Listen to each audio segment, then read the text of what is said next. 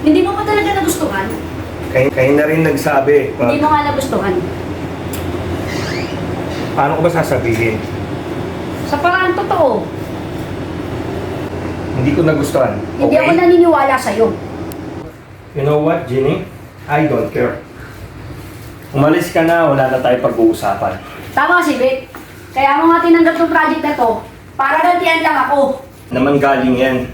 Either that, gusto mo naman yung plano Ikaw pa rin yun. nagbabago. Kaso, Ikaw kasama pa rin ako yung Jenny. sa pagbuo ng plano yun. Wala nang gusto niya. O baka naman kaya mo aminin dahil ako pa rin ang gusto mo.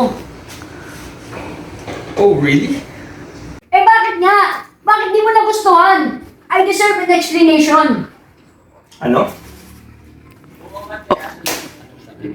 Ano sabi mo? I need an acceptable reason. Bakit? Dahil tinrabaho ko yun. Pinaghirapan ko yun.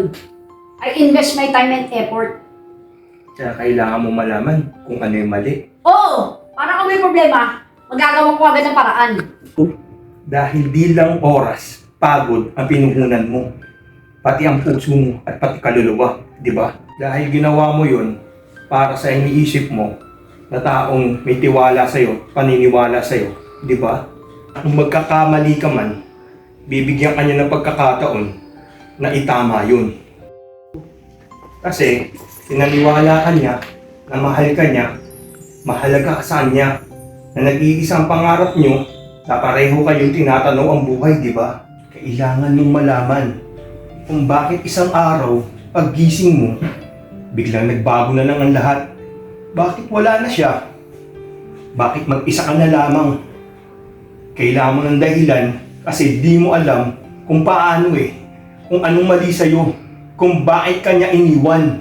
Marco, Anong karapatan mong nahingin ang isang bagay na ipinagdamot mong ibigay?